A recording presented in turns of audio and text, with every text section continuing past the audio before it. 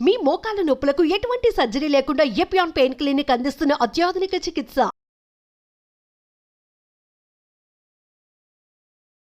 మనకు నిద్ర సరిగ్గా పట్టకపోవడం వల్ల వచ్చే హెల్త్ ప్రాబ్లమ్స్ ఏంటి? నిద్ర అన్నది మనకి బయోలాజికల్ ఫంక్షన్ అంటాము. అంటే ఒక మనిషి సర్వైవల్ అవ్వడానికి బాడీ బ్రెయిన్ సరిగ్గా పనిచేయడానికి కావాల్సినవి అన్నవి బయోలాజికల్ ఫంక్షన్స్. ఇందులో నిద్ర, టైంకి పడుకోవడం, టైంకి లేవడం, సరిపడా క్వాలిటీ నిద్ర అన్నది, తర్వాత యాపిటైట్, ఆకలి సరిగ్గా వేస్తుందా లేదా, ఫుడ్ సరిగ్గా తింటున్నామా లేదా, స్లీప్, యాపిటైట్, బౌల్, బ్లాడర్ అంటాం. అంటే మనకి మూత్రం కరెక్ట్గా వెళ్తున్నామా, మోషన్ కరెక్ట్గా వెళ్తున్నామా, ఇవన్నీ కూడా మనము నార్మల్ బయోలాజికల్ ఫంక్షన్స్ అంటాం. ఇందులో ఏదైనా కూడా డిఫరెన్స్ వస్తే డెఫినెట్గా అది సిగ్నల్ అన్నట్టు.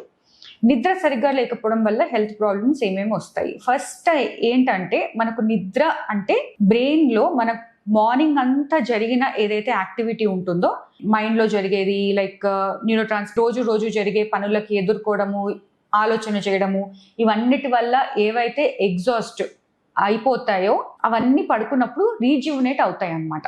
అంటే స్ట్రెస్ హార్మోన్స్ కూడా బేసికలీ మనం అవేక్ ఉన్నప్పుడు, లేచి ఉన్నప్పుడు కార్టిసాల్ అన్నది మన మెయిన్ స్ట్రెస్ హార్మోన్ ఉంటుంది. దాని లెవెల్ పెరిగితే అప్పుడు మనము ఫంక్షనింగ్ అన్నది ఉంటుందన్నమాట. కార్టిసాల్ కానీ లేకపోతే ఈ వేరే న్యూరో ట్రాన్స్మిటర్స్ ఏవైతే చెప్పానో, మన బ్రెయిన్లో ఉండే కెమికల్స్ చిన్నగా ఉంటాయి. ఈ కెమికల్స్ అవన్నీ కూడా పడుకున్నప్పుడు రీజ్యూనేట్ అవుతాయన్నమాట. సో మనకు నిద్ర సరిగ్గా లేదు, క్వాలిటీ ఆఫ్ స్లీప్ తగ్గిపోయింది అంటే 8 hours బెడ్ మీద ఉన్నా కానీ అక్కడ పడుకునేది ఓన్లీ 2 గంటలు 3 గంటలు అనుకోండి, అది మనకు నిద్ర సరిపోనట్టు. ఇలా ఉన్నప్పుడు బేసికలీ అవి రీజ్యూనేట్ అవ్వవు. రీజ్యూనేట్ కానప్పుడు ఏవైతే అయిపోయి ఉంటాయో బాడీ వేరే సోర్సెస్ వెతుక్కుంటుంది అనమాట. ఇవే నార్మల్గా ఉండే పదార్థాలన్నీ చేయడానికి వేరే సోర్సెస్. మన న్యూరాన్స్ ఏవైతే ఉంటాయో, నరాలు ఏవైతే ఉంటుందో వాటిది సెన్సిటివిటీ తగ్గిపోవడము, పైకి కిందికి అవ్వడం, ఇది కొంచెం కాంప్లికేటెడ్ ప్రాసెస్.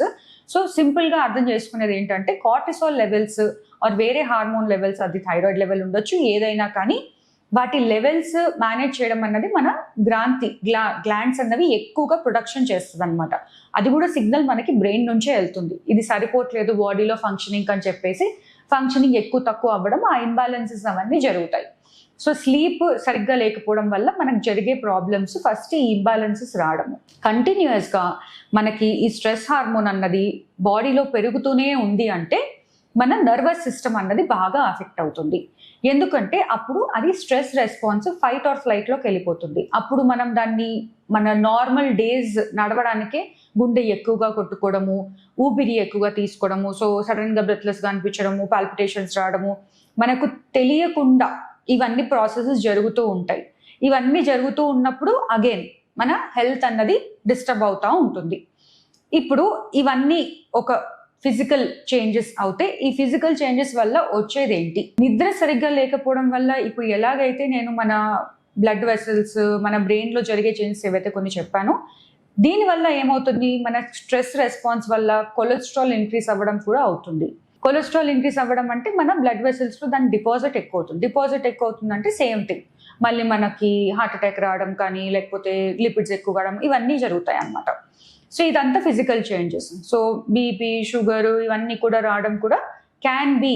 ఎందుకంటే మనకు బేసికలీ నిద్ర లేకపోవడం వల్ల ఇవన్నీ రీజ్యూనేట్ అవ్వట్లేదు.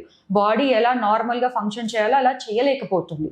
Now coming to mental health. మన హెల్త్ ఎలా ఎఫెక్ట్ అవుతుందంటే, మెంటల్ హెల్త్ మార్నింగ్ లేవగానే చురుకుగా లేదు, రెస్టెడ్గా లేము. అంటే మనం డే స్టార్ట్ చేసినప్పటి నుంచి మనకు లేచి బ్రష్ చేసుకోవడము, టిఫిన్కి ఏం చేయాలి, ఇవన్నిటికీ కూడా ఒక ప్రాబ్లం, ఒక కష్టంలాగా అనిపిస్తుంది. బికాజ్ యాక్టివ్ లేదు బ్రెయిన్.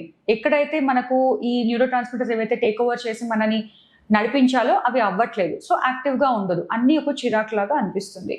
సో దీనివల్ల మన డే స్టార్టింగే ఒక టెన్షన్తో స్టార్ట్ అవుతుంది. సో యాంగ్జైటీ అనేది డెవలప్ అవ్వచ్చు. యాంగ్జైటీ బాగా డెవలప్ అయినప్పుడు మళ్ళీ నేను ఇంతకుముందు వీడియోస్లో డిస్కస్ చేసినట్టు యాంగ్జైటీ డిజార్డర్స్ అవన్నీ ఆల్రెడీ చెప్పాను. ఇప్పుడు నిద్ర సరిగ్గా పట్టుకోవడం వల్ల అదొక బాధలాగా అయిపోతుంది, ఏదో ల్యాకింగ్, నాకు పడుకోగానే అసలు నిద్ర పడితే సరిపోతుంది అని ఒకటేదో కోల్పోయినట్టు ఫీలింగ్స్ డెవలప్ అవుతుంది అనమాట. రెస్ట్ ఉండదు, కోల్పోయినట్టు ఫీలింగ్ డెవలప్ అవుతుంది. అప్పుడు బాధ, ఎందుకు నిద్ర రావట్లేదు అని చెప్పేసి బాధ కూడా స్టార్ట్ అవ్వచ్చు. సో ఈ మళ్ళీ నేను చెప్పినట్టు న్యూరో ట్రాన్స్మిటర్స్ లెవెల్స్ ఏదైతే తగ్గుతాయి కదా, సెరటోనిన్ అది తగ్గినప్పుడు మనకి డిప్రెషన్ అవి కూడా రావచ్చు. ఇవి కాకుండా ఈ యాంగ్జైటీ, డిప్రెషన్ అవి కూడా కాకుండా ఇంకొంచెం సివియర్ ప్రాబ్లమ్స్ కూడా రావచ్చు. కంటిన్యూస్గా నిద్ర లేకపోతే, లైక్ ఫర్ ఎగ్జాంపుల్ నెలల తరబడి ఉట్టి 2-3 అవర్స్ పడుకుంటున్నారు, అప్పుడు బ్రెయిన్ చాలా ఎక్స్ట్రీమ్గా రియాక్షన్ కూడా రావచ్చు. సడన్గా ఫెయింట్ అయిపోవడము, షుగర్ లెవెల్స్ ఎరాటిక్గా ఎక్కువ తక్కువ అవ్వడము, and at the same time severe mental illnesses కూడా రావచ్చు. లైక్ ఫర్ ఎగ్జాంపుల్ ఇప్పుడు బైపోలార్ డిజార్డర్ అనుకోండి, దానికి days together like 15 days 20 days అసలు నిద్రనే పట్టదు. అలా ఉన్నప్పుడు డెఫినెట్గా బాడీ మేనియా కానీ డిప్రెషన్ కానీ వచ్చే అవకాశాలు చాలా ఎక్కువగా ఉంటాయి. సో సైకాట్రిక్ వస్తే ఇది, ఫిజికల్ హెల్త్ వస్తే ఇవన్నీ ఇష్యూస్ మనకి నిద్ర లేకపోవడం వల్ల. సింపుల్ టెక్నిక్స్ గుర్తుపట్టాల్సింది ఏంటి, అగైన్ వారంలో 3 days కంటే ఎక్కువగా స్లీప్ సరిగ్గా రావట్లేదంటే అదొక వార్నింగ్ సైన్. వారం రోజులు బాగానే పడుకుంటున్నాను, వారం రోజులు అసలు పడుకోవట్లేదంటే అదొక warning sign. Simply put sleep hygiene అన్నది ఉంటుంది. స్లీప్ హైజీన్ టెక్నిక్స్ అంటే మనకి ఒకే టైంకి పడుకోవడం, డైలీ వర్క్ ఎంత ఉన్నా కానీ కొంచెం ఏదోలాగా ట్రై చేసి ఒక టైంకి బెడ్ ఎక్కితే బాగుంటుంది. తర్వాత నిద్ర వచ్చిన తర్వాతనే మనము బెడ్ మీద పడుకోవాలి. బెడ్ మీద పడుకొని ఫోన్ చూడడం అన్నది ఇప్పుడు చాలా హ్యాబిట్ అయిపోతుంది కాబట్టి అది డెఫినెట్గా ఎంత తగ్గించుకుంటే అంత మంచిది. యూజువలీ నేను అడ్వైస్ చేసేది ఏంటంటే బెడ్ పక్కనే ఒక కంఫర్టబుల్ చైర్ వేసుకొని కూర్చోండి, బాగా నిద్ర వచ్చినప్పుడే వెళ్ళి బెడ్ మీద పడుకోవాలి. సో బ్రెయిన్కి అదొక బయో ఫీడ్బ్యాక్ లాగా వెళ్తుంది, బెడ్ అంటే ఇట్ ఇస్ ఫర్ స్లీపింగ్ అని.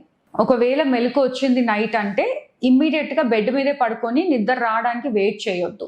ఒక 10 minutes చూడండి, నిద్ర పట్టలేదంటే డెఫినెట్లీ గెటప్, ఒక చిన్న వాక్ అట్లా చేసుకొని read some boring book. Usually మనం ఏం చేస్తాము, స్క్రీన్ చూస్తాము. స్క్రీన్ చూడంగానే అగైన్ స్టిమ్యులేట్ అవుతుంది, బ్లూ స్క్రీన్ వల్ల మనకి యాక్టివేట్ అవుతుంది. Then again your neurotransmitters ఏవైతే నేను చెప్పానో అవన్నీ కూడా డిస్టర్బెన్స్ వస్తుంది. So and exercise also helps, చాలా హెల్ప్ అవుతుంది మీకు నిద్ర రావడంలో. సో ఈ ఫ్యూ థింగ్స్ మీరు గుర్తుపెట్టుకుంటే సరిపోతుంది. ఫర్దర్ ఏమైనా ఇన్ఫర్మేషన్ కావాలంటే డెఫినెట్లీ మీరు కాంటాక్ట్ చేయొచ్చు. Thank you.